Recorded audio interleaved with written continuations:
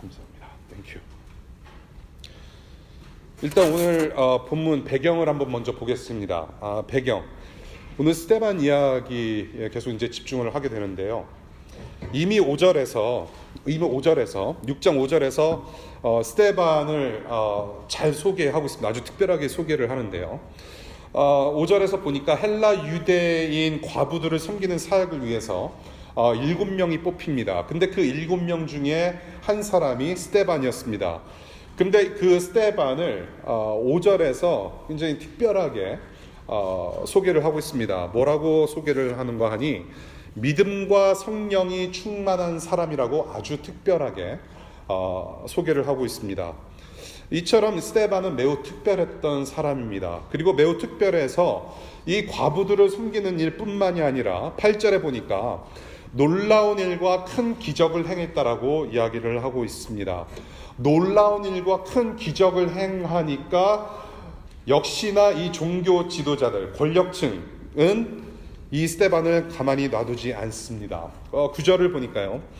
헬라파 유대인들로 보여지는 이 지도자들이 스데반을 두 가지 내용으로 고소를 합니다. 11절부터 14절의 내용인데요.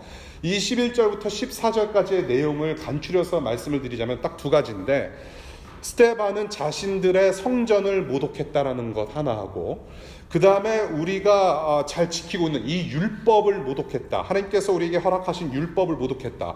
성전을 모독했고 율법을 모독했다. 그 두 내용을 가지고 지금 이 스데반을 고소하고 있습니다. 사실은 그런 사실이 없었습니다. 스데반은 그렇게 모독하지 않았다라는 것이죠. 그런데 누명을 썼습니다. 그래서 이 지금 기소하는 사람들이 대제사장과 더 큰 권력층으로 데려가서 산헤드린 공회로 끌고 가서 계속 압박합니다. 이 성령 충만한 스데반은 이 신문을 당하면서 장문의 변증을 하게 됩니다. 그게 바로 7장의 내용이에요. 많은 사람들은 이 7장의 내용을 설교라고 이야기를 합니다. 그러나 저는 설교라기보다도 저는 변증, 어떤 변론한다라고 저는 보고 있습니다. 변론을 하다 보니까 설교 같은 내용이 나오게 되는 것이죠. 바로 7장의 이야기입니다. 7장 1절부터 53절까지의 긴 내용. 여러분들 혹시 미리 성경을 읽어오신 분들은 대략 어떤 내용인지 아실 거라고 생각을 합니다. 구약의 내용입니다. 구약 성경의 내용을 한 장에 추려서 이야기를 하고 있죠. 이것을 제가 아주 간단하게 설명해 드릴게요. 지금 스데반이 이야기하고 있는 구약 성경의 내용은 즉 이 이스라엘 민족의 역사입니다. 역사의 내용이에요. 그것으로 변증을 하는데, 하나님께서 아브라함과 요셉과 모세를 세우셨어요. 이 이스라엘 민족 중에 이 세 사람을 세우셔서 하나님 복을 누리는 약속을 주셨습니다. 이것을 약속을 다른 말로 언약이라고 해요. covenant, promise. 언약을 주시고 그 하나님께서 그 언약하신 대로, 약속하신 대로 신실하게 이행하셨어요. 실행하셨습니다. 그 약속을 그대로 행하셨어요. 그런데 지금 스데반은 그렇게 하나님께서 너희들을 신실하게 언약대로 약속대로 인도하셨음에도 불구하고, 사람들을 세우셔서 그 언약을 이행하셨음에도 불구하고 너희 조상들은 그 세 사람을 따르지 않았다. 그 얘기를 하고 있는 거예요. 그 세 사람을, 지도자들을 거절했다. 그리고 성전에 대해서 이야기를 합니다. 다윗과 솔로몬이 이 성전을 지었는데 이 사람 손으로 지어진 이 성전 건물 안에만 계시는 하나님이 아니다라는 이야기를 해요. 우주적 성전 안에서 영광 받으실 하나님, 너희들이 지금 자랑하고 있는 그 성전 안에만 갇혀 있는 분이 아니다라고 얘기를 하는 것이죠. 그러면서 너희는 너희 조상들과 같이 하나님께서 보내신 자 예수도 너희들은 그렇게 거절하고 핍박했다. 성전과 율법을 모독한 것은 내가 아니라 바로 너희들이다 라고 얘기를 하는 거예요. 간단히 얘기를 드려서. 그래서 7장 51절을 보시게 되면 이 스데반이 한 말이 이 모든 이 변론의 요약을 보여주고 있어요. 7장 51절 다시 한번 보겠습니다. 51절부터 53절까지 내용이에요. 목이 곧고 마음과 귀에 할례를 받지 못한 사람들이요, 당신들은 언제나 성령을 거역하고 있습니다. 그러니까 하나님께서 보내주신 이 사람들과 예수를 거역하는 것이 성령을 거역했다고 얘기를 하는 것이죠. 당신의 조상들이 한 그대로 당신들도 하고 있습니다. 당신들의 조상들이 박해하지 않은 예언자가 한 사람이라도 있었습니까?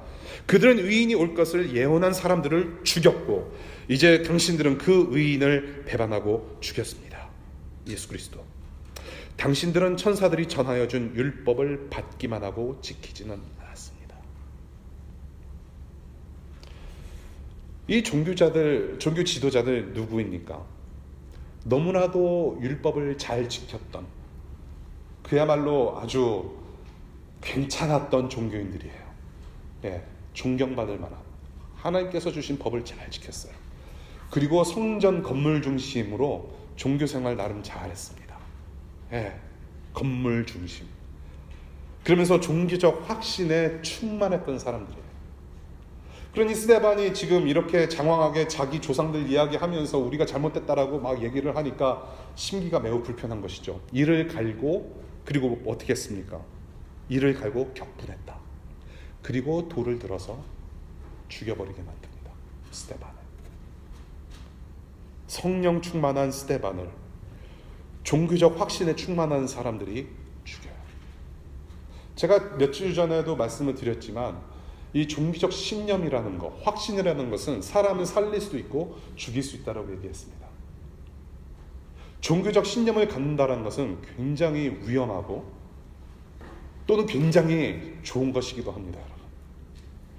한편으로는 종교적 확신에 있었던 사람들이 죽이고, 한편으로는 성령 충만한 사람이 죽임을 당하는 그런 장면을 우리가 보게 되는 것이에요. 자, 이 성령 충만한 스데반이 죽어가면서 하나님의 영광을 봅니다. 하나님의 영광을 봐요. 그리고 지금 2000년이 지난 후에도 저와 여러분들, 믿는 사람들 가운데 정말로 가슴을 울리는 순교자로 기억될 만한 사람으로 우리가 기억하고 있어요. 이 사람의 최후는 그냥 여기서 죽음으로 끝나는 것이 아니라 뭔가 우리에게 아직도 뭔가 던져주고 있어요. 그것이 무엇인가를 오늘 본문 속에서 두 가지 내용으로 좀 나눌까 합니다. 첫 번째는 무엇이냐? 살아있는 하나님의 말씀 앞에 겸손하라 라는 거예요. 살아계신 하나님의 말씀 앞에 저와 여러분들이 겸손해야 된다 라는 것을 오늘 본문에서 보게 돼요. 마틴 로이드 존스라는 목사님이 사도행전 설교집에서 이런 말씀을 하세요.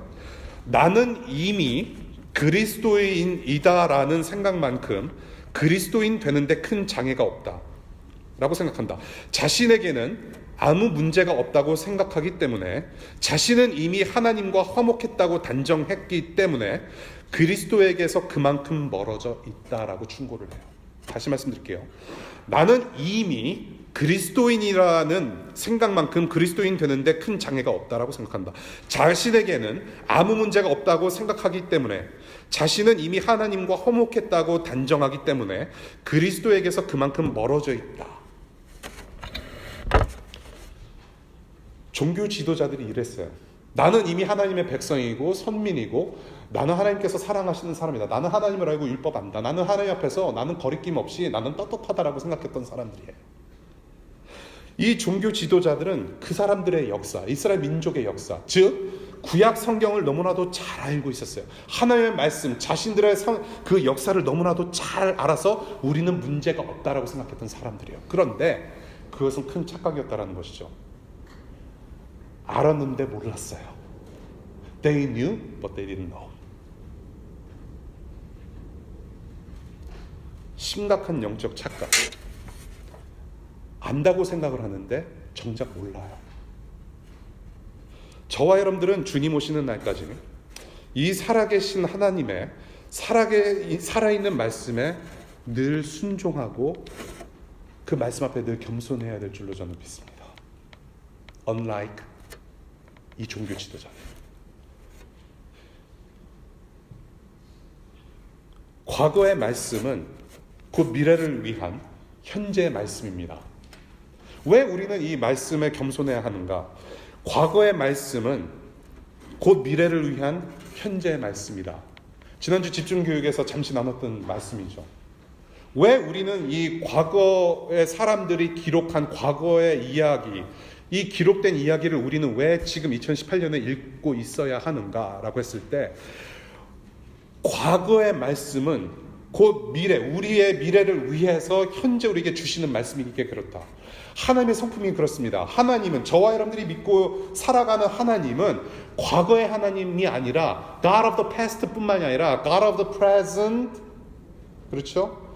그리고 God of the future, 현재 하나님이시고 미래의 하나님이시란 말이에요. 그 하나님께서 역사하셨던, 과거에 행하셨던 일들이 지금의 우리의 일로 다가오고, 왜? 장래 온전한 하나님의 백성으로 온전하게 세움을 받기 위해서, 우리를 하나님의 보좌 앞에 온전하게 세우시기 위해서, 하나님의 자녀로서, 흠없는 자녀로서, 신부로서, 백성으로서 세우시기 위해서 과거에 계셨던 하나님께서 지금 말씀으로 우리 가운데 역사하셔서 우리를 이끄신다. 하나님의 성품을 우리가 볼 줄 알아야 된다는 것이죠. 그래서 이 구약이라는 과거의 역사는 현재 우리를 보고 우리를 점검하고 고치게 합니다. 과거의 객관적인 역사가 지금 현재 우리의 주관적인 역사로 적용하는 것은 바로 성령 하나님의 사역 중에 하나인 것이죠. 지금도 우리에게 계속해서 적용하십니다. 그리고 성령의 도움으로 장래 주님 오시는 날 거룩한 백성으로 온전히 설 수 있도록 지금도 성령 하나님께서 말씀 가운데 우리와 함께 하고 계신다는 거예요. 그런데 이 지도자들, 역사의 말씀을 안다라고 자부했지만 몰랐어요. 지적 동의는 있었지만, intellectually agreement은 있었지만 삶이 변화되지 않았어요. 아무리 스데반이 구약 성경을 잘 이렇게 풀어서 설명했는데, 이것이 바로 너희들이다, 찔림을 줬는데, 그 역사 맞는데 내 얘기 아니고 What are you talking about? 거절합니다. 지적 동의는 있었는데 거절해요. 삶이 변화되질 않아요. 저는 여러분들 중에 두려운 것은 뭐냐면, 여러분들 중에 교회 예배는 잘 출석하는데 그냥 설교나 말씀을 읽거나 묵상하는 거 그냥 아는 것, 그냥 기본적인 상식으로 말씀이 이런 게 있구나라고 아는 것, 그 수준에만 머물러 있다면 저는 참 두렵지 않을 수 없어요. 상당히 두려운 일이에요. 말씀이 현재 우리에게 적용이 되어서 삶이 변하지 않으면 저는 이 하나님의 말씀을 안다라고 할 수 없다는 생각이 들어요. 이 말씀이 현재의 우리에게 적용이 되어 우리의 삶이 변하지 않으면 말씀을 안다라고 할 수 없다는 얘기예요. 그래서 이 말씀, 현재의 우리에게 적용하시기에 언제나 이 말씀은 우리의 마음을 찔러요.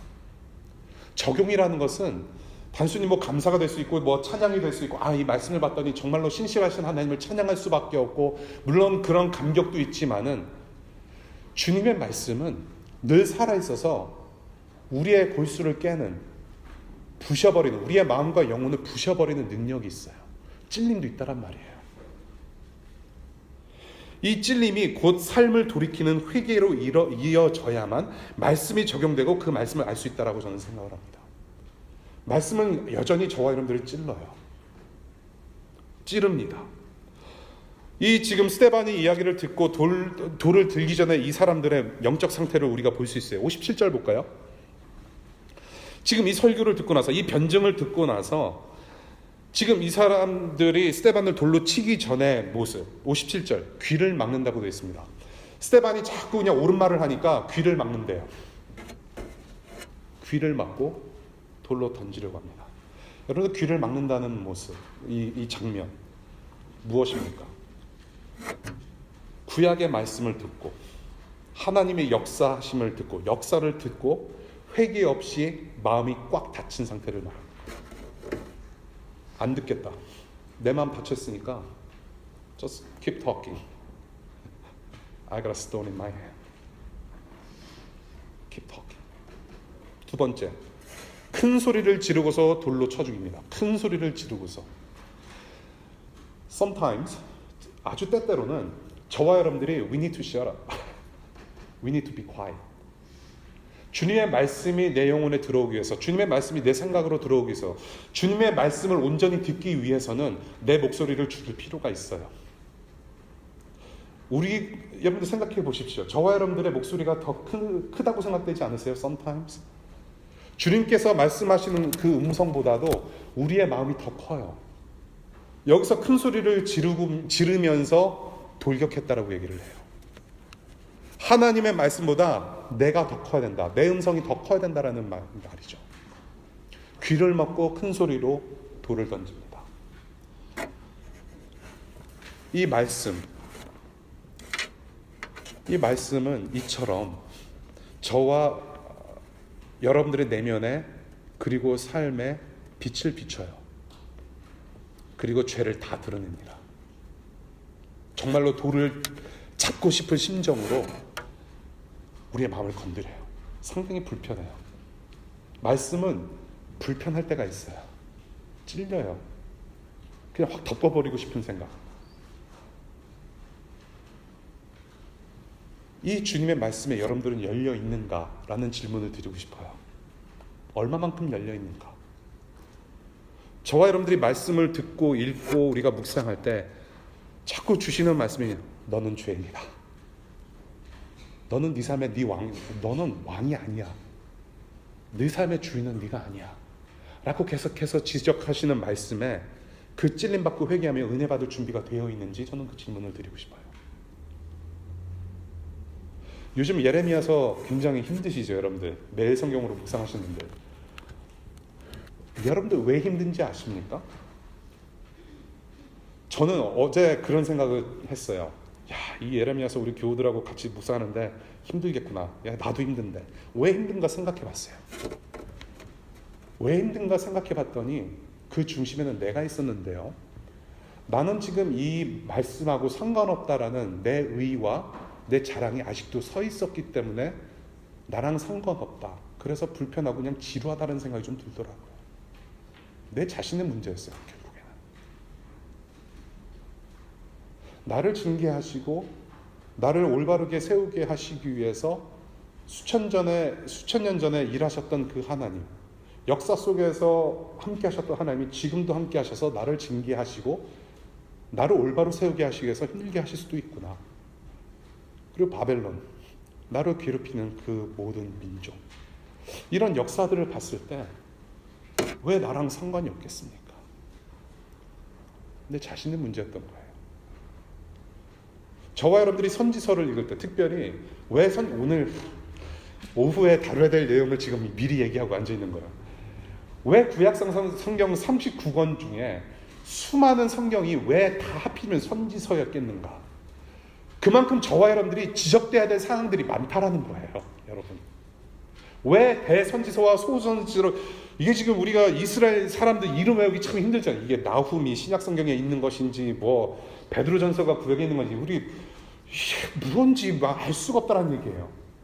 이 선지서, 왜 하나님의 징계와 처벌하심과 멸망 이야기를 왜 이렇게 계속해서 하는가?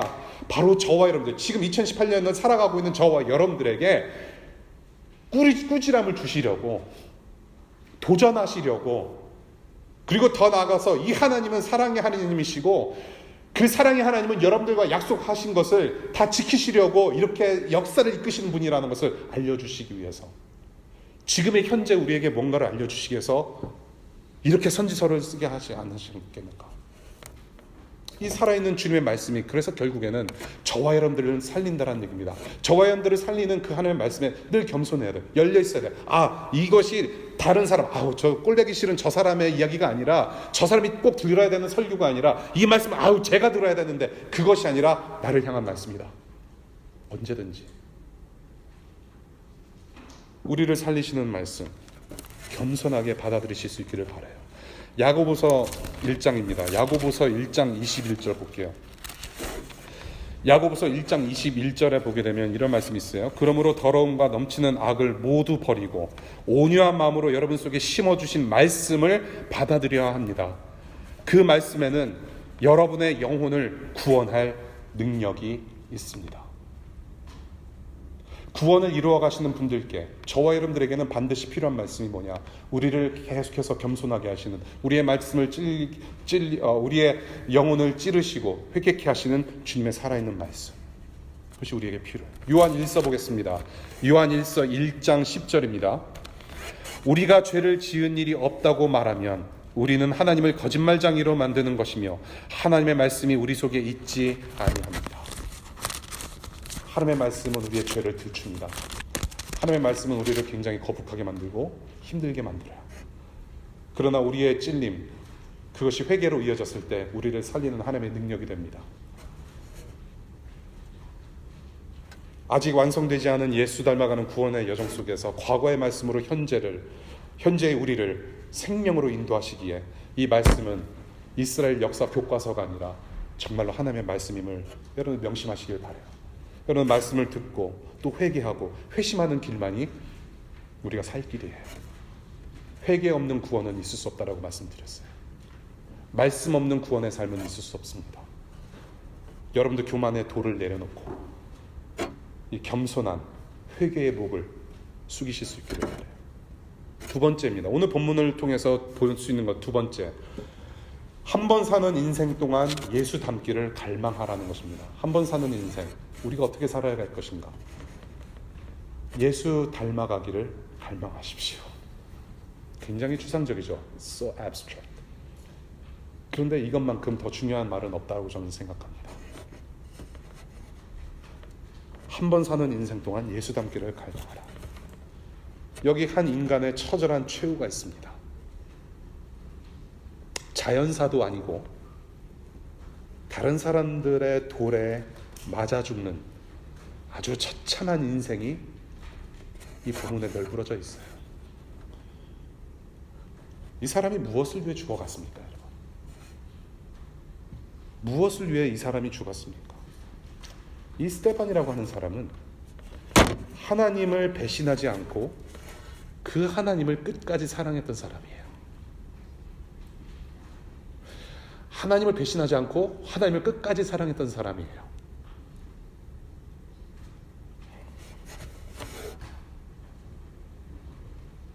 이 사람은 성령 충만한 사람이라고 소개하고 있습니다. 성령 충만이라고 하는 것은 하나님의 영, 성령이 나를 지배하고 내 생각을 컨트롤하시는 그 순간을 우리는 성령 충만했다라고 얘기를 하는 것이죠. 성령 충만할 때 하나님을 사랑하게 돼요. 그리고 예수를 계속 닮아가고자 하는 갈망과 열망이 있어요. 그리고 결국에는 하나님 예수님을 닮아가요. 이 예수님을 닮아가는, 하나님을 사랑하는 이 인생 끝에 그분의 영광을 보여주셨어요. 비록 돌에 맞아 죽어가는 순간이었지만 이 사람은 하나님의 영광을 봤어요. 예수를 봤어요. 세상의 기준으로는 이 사람의 인생은 완전 실패작입니다. 저와 여러분들이 살아가는 이 인류 역사상 가장 비참한 삶을 살았던 한 사람, 예수라는 사람이에요. 예수라는 사람. 그리고 두 번째, 성경에서 보는 두 번째 비참한 사람은 누구냐면 저는 스데반이라고 하고 싶어요. 불쌍하지 않습니까, 여러분? 예수님도 철저하게 실패한 삶을 살았던 사람이고요. 스데반도 철저하게 실패당한 사람이에요. 세상의 기준으로 봤을 때. 어쩜 이럴 수 있을까요? 그런데 하나님의 눈으로 보시는 바에 의하면 이 사람들은 하나님의 영광을 봤어요. 이 사람은 하나님의 영광을 봤어요. 하나님의 기준으로는 이 사람은 성공입니다.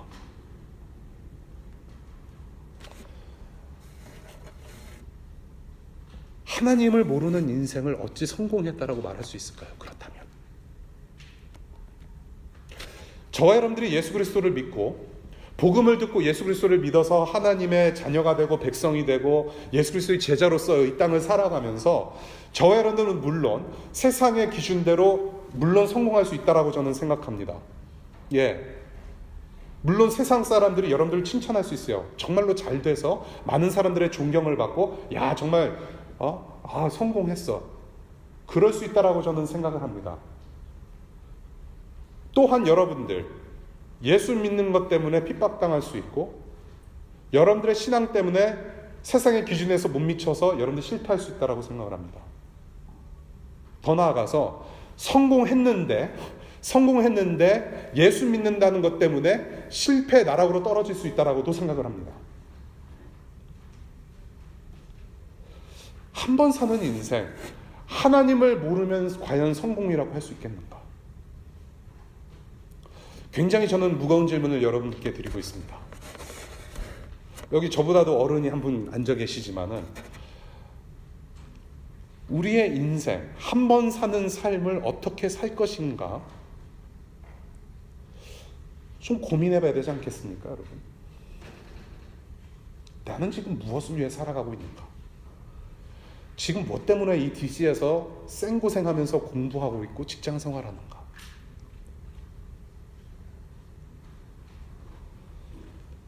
이것도 집중, 오늘 교육과정 오후에 또 할 말인데 또 하게 돼요. 이게 전도서 헛되고 다 헛되다. 아주 그냥 그 말씀 읽을 때마다 그냥 디프레스 되고, 이거 뭐 때문에 살아야 되는지 계속 헛되다고 얘기를 해요. 그런데 전도서에서 가장 핵심이 되는 성경 구절 중에 하나가, 제가 좋아하는 구절 중에 하나인데요, 전도서 12장 1절이에요. 그래서 제가 옛날에 몸담았던 교회 청년부로 그 청년부 이름을 원투원이라고 줬어요. 원투원. 12장 1절. 청년의 때에 창조주 하나님을 기억하라. 그 창조주께서 여러분들에게 주신 생명, 한 번 사는 인생, 그러면 우리에게 주신 이 시간의 기회, 공간의 기회 안에서 우리는 어떻게 살아야 될 것인가? 오늘 스데반의 이 최후의 모습을 보면서 과연 성령 충만하면서 죽어갔던 사람의 인생 과연 어떤 삶일까 조금 더 생각해 보게 됐는데, 저는 이런 또 다른 결론을 내렸어요. 결국에는 성령 충만하다는 것은 예수 닮은 삶이 아닌가라는 생각이 들어요. 성령 충만하다는 것은 곧 예수 닮음이다. 성령과 하나이셨고 성령으로 충만하셨던 그 예수를 닮아가는 것이 곧 성령 충만한 것이 아닌가라는 생각이 들어요. 스데반은 굉장히 예수님을 닮았다라고 저는 생각합니다. 그렇게 보여요. 스데반은 곧 작은 예수다. 저는 그렇게 얘기하고 싶어요. 우리 6장 15절 보겠습니다. 오늘 본문 6장 15절. 6장 15절의 내용은 무엇이냐 하면, 이 스데반이 큰 기적과 큰 일들을 행하면서 종교 지도자들한테 붙잡혀 와가지고 신문 당할 때 이 스데반의 얼굴을 묘사하고 있는 장면이죠. 6장 15절. 뭐라고 얘기합니까? 그 얼굴이 천사의 얼굴 같았다. 이 사람들이 스데반을 잡아놓고 이제 신문하려고 딱 보는데 주목하게 돼요. 천사의 얼굴 같았다.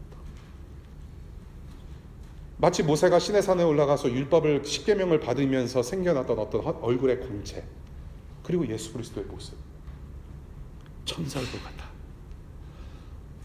그리고 두 번째, 7장 59절로 넘어갑니다. 7장 59절. 이 스데반이 돌에 맞아 죽으면서 두 문장이 있어요. 7장 59절 읽겠습니다. 주 예수님, 내 영혼을 받아 주십시오 하고 부르짖었다. 60절. 그리고 무릎을 꿇고서 큰 소리로 주님, 이 죄를 저 사람들에게 돌리지 마십시오 하고 외쳤다. 그리고 잠을 잤다. 여기서 잠을 잤다라는 내용은 옛날에 구약 성경 이스라엘 민족들이 주로 썼던 내용이에요. 성도들, 그 민족들은 죽음을 잠으로 표현했어요. 그리고 일반적으로 우리가 예수 그리스도를 믿은 다음에 우리 성도들은 그냥 죽었다라고 표현하지 않고 앞으로 부활할 사람들이기 때문에 잠을 자는 것으로 그렇게 표현을 합니다. 전 두 가지 의미로 다 이렇게 쓰여졌을 것 같아요. 스데반이 돌을 맞고서 잠을 잤대요. 죽었는데 잠을 잤대요. 그런데 죽기 전에 이 59절과 60절의 내용, 어디서 많이 본 내용 같지 않아요? 어디서 들은 내용 같지 않습니까? 바로 예수 그리스도께서 십자가에서 죽으실 때 하신 내용을 그대로 했어요. 스데반도. 예수 그리스도처럼 정말로 얼굴에 광채가 나서 천사처럼 보였고, 그런데 돌에 맞아 처형당하면서도 예수께서 하셨던 말을 그대로 해요. 주님, 내용을 받으시고 이 죄를 저들에게 돌리지 마옵소서. 그러면서 부활을 기다리는 잠을 자요. 예수께서 십자가에서 죽으실 때처럼, 그리고 예수처럼 순교해요.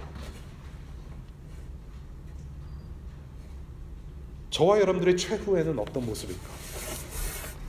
무엇을 위해 살다 죽는 인생일까? 구원이라는 단어를 여러 가지로 해석할 수가 있어요. 내가 지옥 가지 않는 것이 구원이고, 그렇죠? 일반적으로 여러분들이 아는 거. 그리고 죽어서 천국 가는 것, 천당 가는 것을 구원이라고 일반적으로 생각을 합니다. 그런데 이 천국, 하나님 나라, 구원은 이미 저와 여러분들이 예수 그리스도를 믿음으로 말미암아 지금도 현재도 누리고 있는 것이 구원이에요. 이 구원에는 여러 가지 모습들이 있어요. 구원의 최종적인 모습. 그 중에 하나는 무엇이냐면 예수처럼 죄 없이 거룩한 주님의 백성이 되는 것을 갖다가 우리는 구원이라고 부를 수 있어요. 하나님께서 여러분들을 창조하신 그 원래 모습대로 돌아가는, 이 회복되는 모습을 구원이라고 표현할 수 있어요. 그것이 구원이다. 오늘 내가 예수를 믿고 따른다면, 정말로 성령 충만함 가운데 정말로 그 예수님을 닮아가며 그 예수님을 믿고 따른다면, 앞으로 닥쳐질 인생 끝자락에는 나는 과연 어떠한 모습으로 바뀌어 있을까? 한번 생각해 보시기 바라요. 저와 여러분들이 정말로 예수 그리스도를 믿는 구원의 여정을 계속해서 살아가는 사람들이라면, 그 예수님을 닮아가는 구원의 여정, 그 길을 계속 가면서 우리가 정말로 성령의 인도로 예수님을 닮아가는 그런 구원의 과정을 살아간다면, 여러분들의 삶의 끝자락에는 여러분들의 모습이 어떻게 변했을 것인가? 그 모습으로 우리는 하나님의 보좌 앞에 어떻게 나아가게 될 것인가?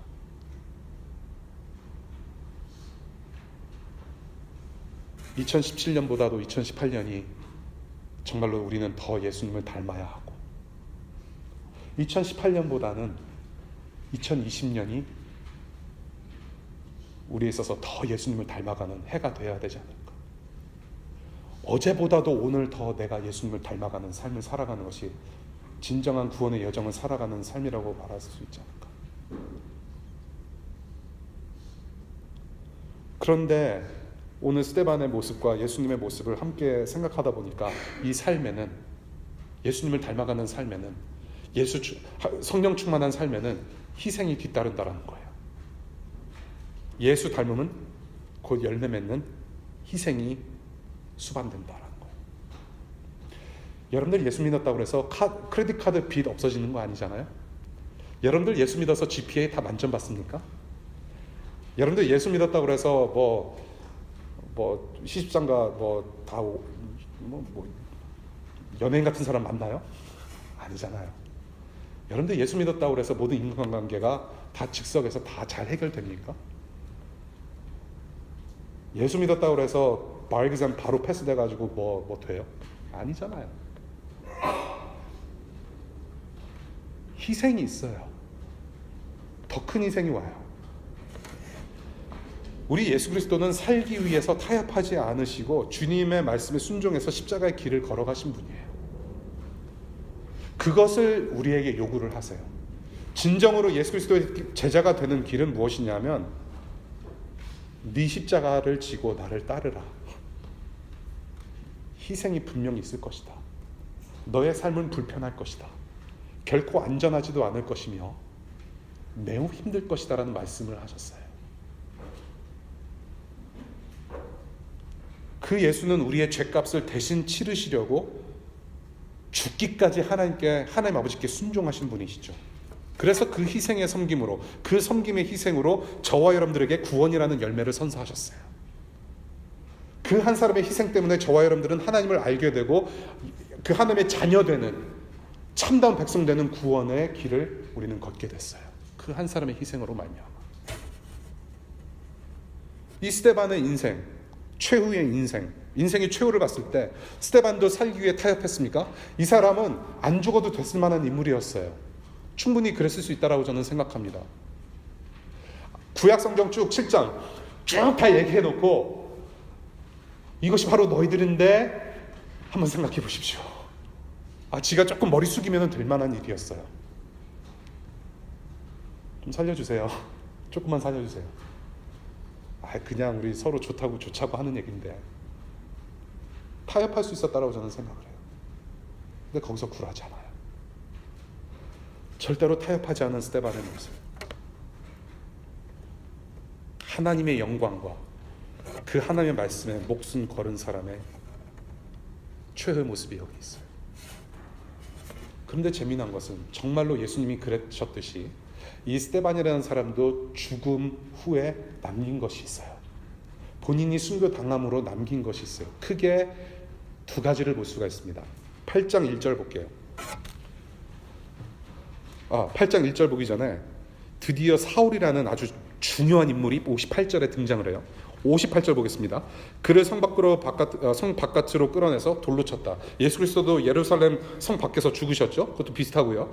그 다음에 증인들은 옷을 벗어서, 여기서 왜 옷을 벗었는지 굉장히 여러 가지 해석들이 있어요. 근데 매우 중요한 것 같지는 않고, 사울이라는 청년의 발 앞에 두었대요. 이 사울은 나중에 누구냐면 바울입니다. 바울이라는 사람이에요. 이 사울이라는 사람이 나중에 이름을 바꾸는데 바울이라는 이름으로 바꿔요. 그 전에 사울이라는 이름인데, 이 사울이라는 사람이 드디어 등장합니다. 이 사울은 예수님을 믿는 사람들을 굉장히 박해하고 핍박했던 아주 나쁜 사람이었어요. 예. 오늘 예배 끝나면은 점심 드시고 이 바울이라는 카페에서 이렇게 차 한잔 하시는 거 굉장히 좋다고 생각합니다.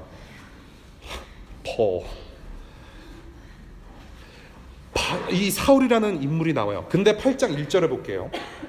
8장 1절에 사울은 스데반이 죽임당한 것을 마땅하게 여겼다라고 얘기를 합니다. 지금 이 장면을 제가 조금 여러분들 이제 이 거룩한 상상력을 동원해서 조금 이렇게 상상해 보시면 좋을 것 같아요. 그림을 그려보시면 좋을 것 같아요. 지금 스데반이라고 하는 주인공이 돌에 맞아서 죽고 있는데 스팔라잇이 그 무대 위를 때리고 있어요. 스팔라잇이 누구를 때리냐면 지금 돌 맞아서 피를 철철 흘리고 있는 누워있는 스데반에게 스팔라잇을 쫙 쏴요. 돌을 던진 사람들은 한쪽 무대로 퇴장해요. 그리고 이쪽 무대에 커튼 뒤에 은은한 빛 하나가 쭉 내려줘요. 그 커튼 뒤에 누가 서 있느냐면 사울. 앞으로 바울이 될 사울이 딱 서 있는 장면이에요. 8장 1절이. 이 스데반의 순교로 말미암아 사울의 그런 회심의 씨앗이, 사울이 변화되기 될 만한 그런 씨앗이 될 만한 희생을 스데반이 감당했다. 스데반의 희생 때문에, 이 한 사람의 죽음 때문에 사울이 변화받는 중요한 계기가 되지 않았을까. 새로운 스데반의 등장이라고도 얘기를 합니다. 이 스데반이 돌에 맞아 죽음으로 해서 새로운 스데반이 등장한다. 결국에는 바울도 스데반처럼 살다가 죽습니다. 두 번째 열매, 8장 1절 두 번째 부분이에요. 스데반이 죽고 난 그날, 죽은 그 날에 예루살렘 교회에 큰 박해가 일어났다. 그래서 사도들 이외에는 모두 유대 지방과 사마리아 지방으로 흩어졌다라고 얘기해요. 무엇입니까? 스데반이 순교한 다음에 이 복음이, 하나님 나라가 다른 지역으로 전파됩니다. 핍박을 받았는데 그 핍박은 나쁜 것이지만은 결국에는 하나님 나라를 확장시키는 데 요인이 됐다는 거예요. 스데반의 한 사람의 죽음으로 말미암아 예수 그리스도의 삶을 본받은 스데반, 스데반과 예수 그리스도의 삶을 본받은 바울, 지금도 저와 여러분들은 이 예수 그리스도와 직결된 영적 계보 안에 있음을 기쁨으로, 믿음으로 받아들이시기를 바랍니다. 저와 여러분들이 예수를 갖는다는 것은 무엇이냐면 바울처럼 스데반처럼 희생을 각오해야 되는 사람들로 살아야 된다는 것이에요. 여러분, 교회는 순교자들 피로 세워지는 것이 교회입니다. 하나님 나라는 그러자 앉아서 그냥 자기만을 위한 기도에서 끝나는 것이 하나님 나라 확장이 아니에요. 그것을 하나님께서 여러분들에게 요구하지 않으셨어요. 행하는 믿음이 없으면 믿음은 아니라고 야고보에서 분명히 얘기해요. 한 번 사는 인생 무엇을 위해 어떻게 살 것인가? 로마서 8장 18절을 보니까 이런 말씀이 있어요. 현재 우리가 겪는 고난은 장차 우리에게 나타날 영광에 견주면 아무것도 아니라고 나는 생각합니다. 지금 저와 여러분들이 어떤 고난을 당하고 있습니까? 정말로 예수님 믿는 것 때문에 고난 당하고 있습니까? 만약에 그렇다면 그 고난은 앞으로 여러분들이 경험할 영광에 비하면 아무것도 아니라고 얘기를 해요. 그 영광이 얼마나 큰지 지금 여러분들이 피땀 흘려서 노력하고 지금 살아가는 이 모든 것은 정말 아무것도 아니다 라고 하면서 사도 바울이, 그 사울이었던 사람이 우리에게 위로를 줘요. 이 하나님의 영광, 스데반이 경험했던 영광이 아닐까 싶어요. 돌 맞아 죽었지만 하나님의 영광 안에 들어가서 지금도 누리고 있을 그 영광. 여러분들 워싱턴 DC 그리고 메트로 이 지역에서 살면서 so what? 이 DC의 가장 한복판에 뭐가 서 있습니까? 소위 말하는 무슨 탑? 연필탑이 서 있어요. 워싱턴 마니먼. 네. 제가 처음에 15살 때 미국에 와서 워싱턴 DC 저 뾰족탑이 연필탑이라고 하는 거야 라고 이모님이 가르쳐 주셨어요. 정말로 저는 지금도 아직도 그런 소원이 있어요. 무슨 소원이 있냐면 워싱턴 마니먼 그 끝에 왜 삼각 뿔 있잖아요. 오벨리스크 삼각. 그거를 검은색으로 그냥 칠하고 싶어요. 연필처럼. 검은색으로 좀 칠하고 싶어요. 이 워싱턴 마니먼이 워싱턴 DC를 너무나도 잘 대변해주고 있지 않습니까? 이 도시가 어떤 도시인지 잘 말해주고 있는 것 같아요. 정말로 하늘 찌르듯이 높은 자기의 욕망을 분출하는 것. 그 욕망을 향해서, 하늘을 찌를 듯한 그 욕망을 향해서 뭐든지 해야 되는 그런 삶을 살아가는 곳이 DC가. 이 하늘을 찌를 듯한 나의 욕망을 위해서 세상과 타협할 것인가? 아니면 일상에서 세상과 치간에 다양한 그런 순교, 희생의 고난길을 걷고 장차 하나님의 영광을 볼 것인가?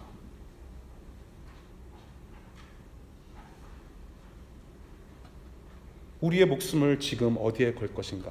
저와 여러분들의 삶은 굉장히 숏런 하는데 굉장히 get used to 됐어요. 조금이라도 못 참아요. 시험을 봤으면 당장 해결을, 이게 내가 A를 받았는지 B를 받았는지 알아야 하고, 내가 지금 썸을 타고 있는데 저 사람이 나를 빨리 사랑해 줬으면 좋겠고, 예. 컴퓨터도 조금만 느리면은 그냥 핸드폰도 그렇잖아요. 예.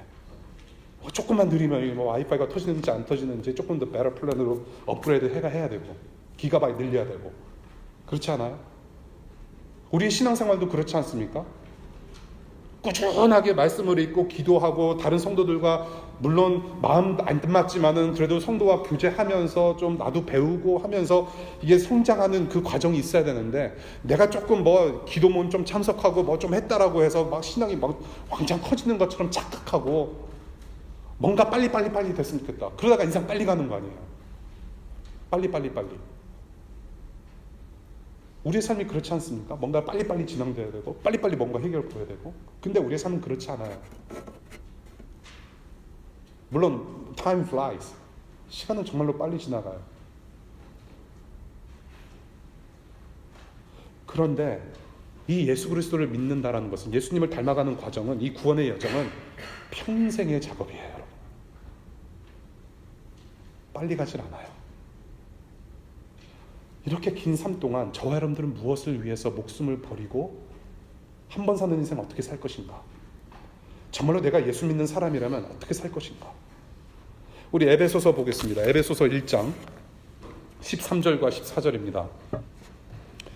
에베소서 1장 13절. 여러분도 그리스도 안에서 진리의 말씀 곧 여러분을 구원하는 복음을 듣고서 그리스도를 믿었으므로 약속하신 성령의 날인을 받았습니다. 14절. 이 성령은 하나님의 소유인 우리가 완전히 구원받을 때까지, 하나님의 소유인 우리가 완전히 구원받을 때까지 우리의 상속의 담보이시며 우리로 하여금 하나님의 영광을 찬미하게 하십니다. 우리가 완전히 구원받을 때까지, 그날이 언제인지 몰라요. 그런데 그날에 여러분들이 하나님의 영광을 찬미할 수 있도록 성령께서 함께 하시고 계시다라는 얘기죠. 성령님이 지금 함께 하세요. 성령님이 함께 하신다라는 의미는 뭐냐면, 예수 닮아가는 저와 여러분들, 예수님을 닮아가는 그 구원의 여정 속에 있는 크리스찬들은 자기 욕망 위해서 살 수 없다라는 얘기예요. 성령께서 왜 오셨습니까? 성령께서 여러분들의 욕망을 다 채워주시기 위해서, 여러분들의 비전을 이루어주시기 위해서 심부름꾼으로 오신 분인가요? 아니에요. 예수를 위해서, 이 성령 하나님은 여러 가지 임무가 있으신데 그 중에 가장 중요한 하나가 무엇이냐 하면, 성령은 오직 하나님 나라와 예수 그리스도를 드러내시고 전하려 오시는 분이에요. 성령 충만하다라는 의미는 여러분들이 예수 그리스도를 닮아가고 여러분들을 통해서 계속해서 예수를 알리시려는 목적이 있다는 거예요. 그 성령께서 지금도 쉬지 않고 여러분들과 함께 일하세요. 예수가 닮아가는 그 구원의 여정 속에서. 이 성령님과 함께 우리의 삶, 앞으로 펼쳐진 삶을 우리가 앞으로 어떻게 살아야 될 것인가.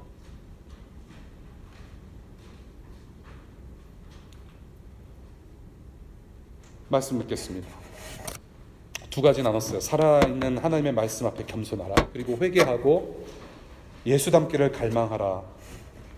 이 구원을 살아가는 우리의 본업이 여기에 있어요. 말씀 앞에 늘 순종하고 겸손하게, 그래서 내가 예수님을 닮아가는 그런 여정을 계속해서 살아가는 삶. 그렇게 살다가 이렇게 우리가 스데반처럼 죽을 수도 있고, 혹은 평범하게 일상에서 잘 하나님 나라 위해서 살다가 순교할 수도 있고, 이 세상에 오는 데는 순서 있지만 가는 데는 순서 없습니다. 여러분들은 평생 20대 30대로 살아가는 사람들 아니에요. 오는 데는 순서 있어도 가는 데 순서 없어요. 윤동주 시인의 외삼촌이자 독립운동가인 김야견 목사님이 유언 한마디를 남기셨는데, 죽기 전에 어떤 유언을 남기셨느냐. 내 모든 행동이 곧 나의 유언이다. 내 모든 행동이 곧 나의 유언이다. 언제 숨을 걷어가시든지, 호랑이는 죽어서 가죽을 남길 때, 저와 여러분들은 언제 죽든지 언제 살든지 언제나 예수 남기는 인생 되시기를 바랍니다. 그 인생길 끝에 예수와 스데반이 함께 누리고 있는 그 하나님의 영광이 우리를 기다리고 있는 줄로 믿습니다. 기도하겠습니다.